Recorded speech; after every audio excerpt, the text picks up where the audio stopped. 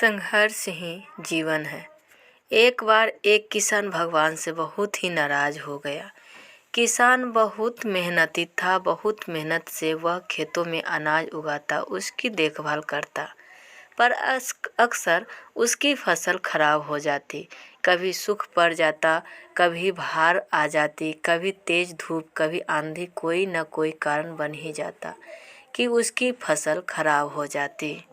एक एक दिन वह किसान गुस्से में आसमान को की ओर देखकर भगवान से कहा, हे ईश्वर, आप लोग सर्वज्ञता मानते हैं कि आप सब जानते हैं, कहते हैं कि आपके इच्छा के बिना एक भी पत्ता नहीं हिलता, पर मुझे तो लगता है कि आप छोटी सी छोटी बात भी नहीं जानते। आपको तो ये भी नहीं पता कि खेती बाड़ी कैसे करते हैं। अगर आप जानते होते तो हर समय जो बाढ़, आंधी और तूफान आते हैं वो कभी नहीं आते। आप नहीं जानते कि कितना नुकसान उठाना पड़ता है हम किसानों को। यदि आप मेरे हाथ में यह शक्ति दे कि जैसा मैं चाहूँ वैसा मैं मौसम कर दूँ, फिर आप देखना, मैं अन्न के भंडार लगा दूंगा। भगवान इस किसान के तीखे वाक्य सुनकर मुस्कुरा रहे थे और वह किसान के सामने प्रकट होकर बोले, मैं आज से तुझे यह शक्ति देता हूँ कि तुम अपनी खेतों पर तुम्हारी जैसी इच्छा ही तुम वैसा मौसम कर दोगे। मैं बिल्कुल भी दखल नहीं दूंगा, तुम्हारी इच्छा से सब कुछ होगा। किसान बहुत खुश हो गया। किसान ने गेहूं की फसल अपने खेतों में बोई। जब उसे लगा कि खेतों को धूप चाहिए तो खेतों को धूप मिले, जब पानी बरसना चाहिए तभी पानी बरसा। आंधी, तूफान, बाढ़, कुछ भी उसने अपने खेतों पर आने नहीं दिया। किसान के खेत में इस वर्ष ऐसी फसल हुई जैसी कभी नहीं हुई थी। हरी भरी लहराती फसल। मन ही मन वह बहुत खुश हो गया और सोचने लगा, अब सबूत के साथ दिखाऊंगा भगवान को कि इसे कहते हैं शक्ति का सही उपयोग। मेरी सफलता देखकर उन्हें अपने नियम जरूर बदलने पड़ेंगे। कुछ दिन गुजरे, फसल कटने को तैयार हो गए। किसान बहुत उत्सुकता के साथ फसल को काटने लगा, पर जैसे ही उसकी नज़र गेहूं की बालियों पर गया तो उसने अपना सिर पीट लिया और वह रोने चिल्लाने लगा।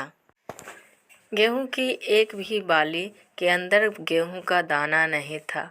सारी बालियां अंदर से खाली थी। किसान बहुत दुखी हो गया। उसने भगवान को रोते हुए फिर पुकारा, हे प्रभु, तुमने ये मेरे साथ क्या किया? क्या तुमने मुझे कोई सजा दी? भगवान बोले, पुत्र, ये तो होना ही था। तुमने पौधों को संघर्ष करने का मौका ही कहाँ दिया। ना तो तुमने उन्हें आंधियों से जूझने दिया, ना तेज बारिश से सहने दिया और ना ही धूप में तपने दिया।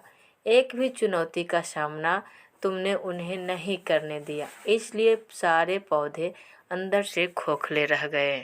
जब आंधी, तूफान, तेज बारिश और धूप पड़ती है तभी ये पौधा अपने अस्तित्व को बचाने के लिए संघर्ष करते हैं और इसी संघर्ष से एक बल पैदा होता है जिसमें शक्ति होती है, ऊर्जा होती है और यही ऊर्जा पूर्ति तेरे गेहूं के दानों की तरह जो नहीं फूटी।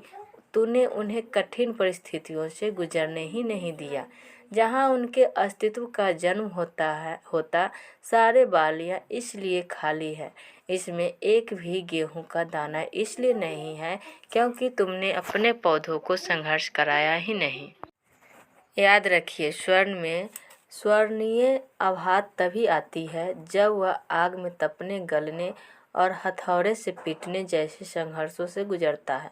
कोयले का टुकड़ा हीरा तभी बनता है जब वह उच्च दाव और उच्च ताप की मुश्किल परिस्थितियों से गुजरता है। इसी तरह यदि हमारी ज़िंदगी में कोई संघर्ष ही ना हो, कोई चुनौती ही ना हो, तो हम भी गेहूं की बालियों की तरह खोखले रह जाएंगे। कोई अस्तित्व नहीं होगा हमारा। विपरीत परिस्थितियाँ, चुनौतियाँ, समस्या हमें और अधिक निखारती है। यदि जीवन में कठिन परिस्थितियाँ और चुनौतियाँ आए तो घबराना मत, बल्कि सामना करना, विश्वास करना कि आप और अधिक निखर जाओगे और अधिक मजबूत बन जाओगे। किसी ने कितना सही कहा है, जिंदगी जीना आसान नहीं होता, बिना संघर्ष कोई महान नहीं होता। जब तक ना पड़े हथौड़ों की चोट, तब तक पत्थर भी भगवान नहीं होता। तो दोस्तों, आज की कहानी आप लोगों को कैसी लगी?